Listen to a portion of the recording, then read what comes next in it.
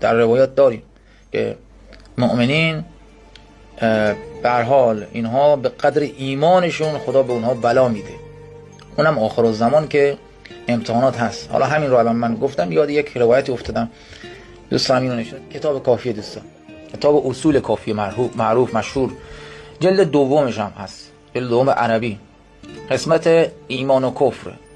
اینجا در مورد اینکه مؤمن، شدت ابتلاء مؤمن، 30 تا روایت تو این باب هست.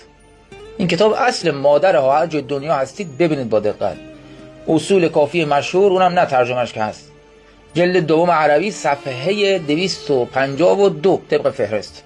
برید 252 البته این 2 صفحه عقب‌تره. اینجا طبق آدرسی که داد دقیق 252 باب شدت ابتلاء مؤمن، شدت بلا داشتن مؤمن. حدیث اول گویا و واضح امام صادق ابی عبدالله علیه السلام فرمودن که ان اشد الناس بلاء، همانا شدیدترین مردم در بلا اول انبیا هستن، سپس کسانی که بعد انبیا قرار میگیرن که مراد اهل بیت دیگه، اینجا امام نمیگه امامان معصوم، سپس الامثل فالامثل، بعد دیگه نمونه ها کسانی که به اهل بیت نزدیکتر باشن، مثل سلمان، مثل یونس بن عبدالرحمن، معلی بن خنیس. خیلی از شیعیان در طول تاریخ، شیعیان که ایمانشون واقعا درست سلمان بود، خیلی بلا دیدن. حالا شما بخواد شبیه بشید به اهل بیت، یعنی به دستورات اهل بیت شباهت پیدا کنید و عمل کنید، واقعا سختی هست. حدیث 2 رو ببینید.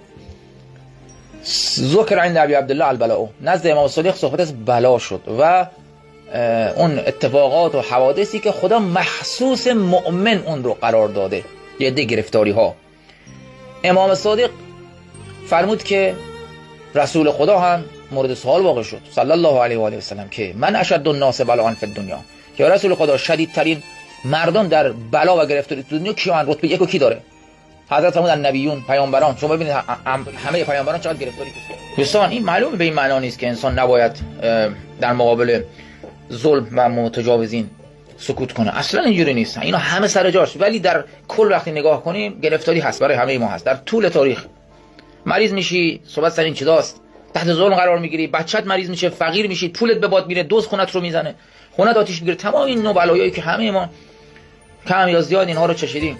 سپس الامثل فالامثل، بعد افرادی که شبیه انبیا باشن، مثل انبیا باشن در رفتار، ایمانشون بالاتر باشه. و اینجا رو ببینید و مبتلا میشود مؤمن بعد از انبیا و اهل بیت، مؤمن مبتلا میشه علی قدر ایمانی، به مقدار ایمانی که داره و نسبت به اعمال خوبی که داره.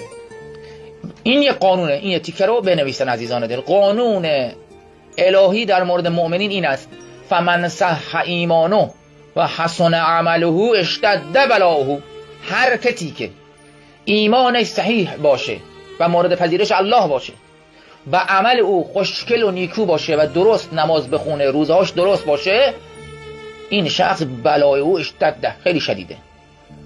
و هر کی که در مقابل جمله قبل ایمانش سخیف باشه، ایمان مزخرف داشته باشه و ضعف عمله، عمل ضعیفی داشته باشه، قل بلاؤه، بلایش قلیله. دقیقاً فهمیدید؟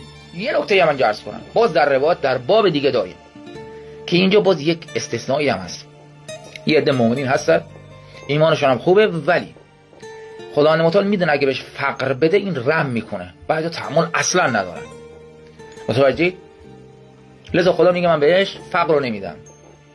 دیگه نمیشه با یک چیز طرف کلا ایمانش به در بره. اونها رو خدا میداند، اونها رو خدا میدونه. ما در موردش همینجا باب داریم در همین کتاب کافی، دیگه نشون نمیدم.